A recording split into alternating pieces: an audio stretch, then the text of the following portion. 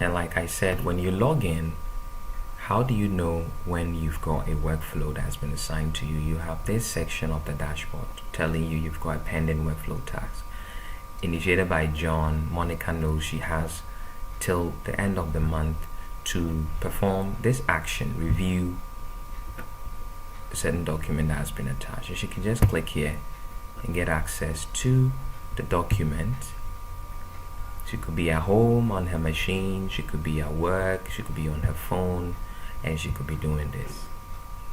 So this makes it really easy to work. And if she made any contributions, any changes, let's say I change this, the color of this to say I change the color of this to red, and then I saved it.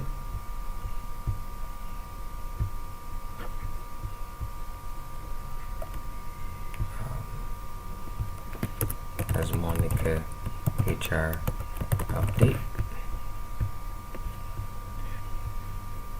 and she wants to get this across to boss, so she goes in to her workflow task and she will just go ahead and browse for that file and say and she can just go ahead and replace it, say I have reviewed the document and made my input, sir. Please check and let me know if you are okay with it. And you wonder, why did I replace the text? Why didn't I build up on it? I don't need to build up on it because TotalEnterprise keeps track of the history of the workflow. And so anytime I save a workflow task, there's going to be a snapshot taken of the previous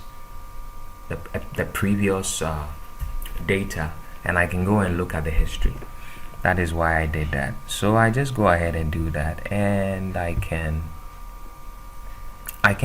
complete the task. I can leave it pending. It would still notify John. So let me just leave it pending, because as Monica, I want to be sure that boss is okay before actually say I'm done with the task.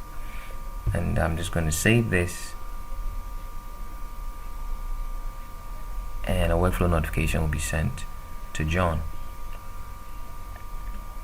Now Monica doesn't have access to workflow history, so let's grant Monica access to workflow history so that she can also see the workflow history. And at the same time, let's log in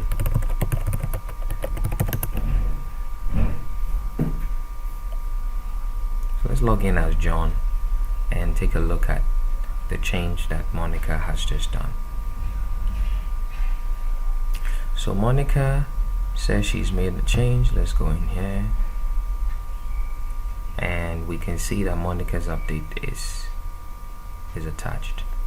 Now I want you to notice the difference between Monica's update. This is the document attached to Monica's update, and let's look at the task assigned to sales and marketing, and you can see that the attachment is still the original. So evidently sales and marketing manager hasn't made any changes to the document.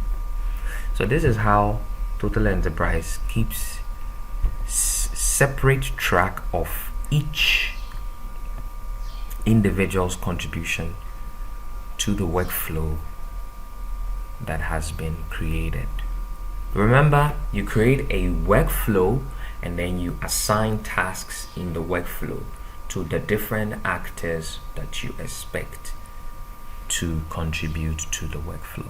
So I've demonstrated a somewhat complex workflow where you have multiple actors. It's a parallel workflow where everybody can act at the same time, and I've demonstrated how you can upload the documents that you want to share in the file manager, so you don't have to keep uploading them. And you can see that the notification has come in for John, telling John that there's been a change, and John can see the comments from Monica. I have reviewed the document and made my input, so please check and let me know if you are okay with it. And you see here that the link is pointing to Monica's update, so John can just click right there and John will be able to open and see the red colored box, which is the change, and there you have it. So it's so useful. Great.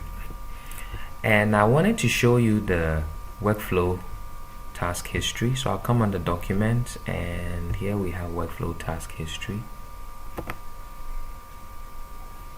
and there you have it. All the changes that are being made, you can see the timestamps are kept. And so I go in here and I see Monica's update at that timestamp. I can come here and I can see the original document is also there, and so on and so forth. This is how easy it is to use the workflow manager. You can see when he shared it with Steven as well,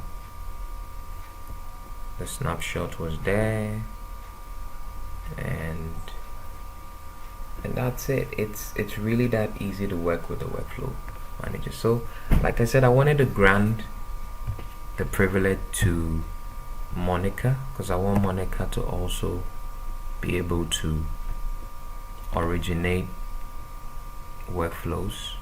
So I'm going to go into her subscription and grant her the workflow manager privilege.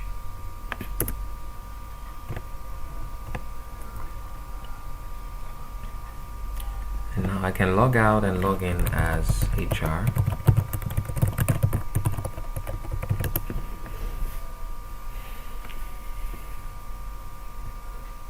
And here now I have access to documents, so you can see that I can go into workflow tasks and Monica gets to see the history of workflow that is connected to her.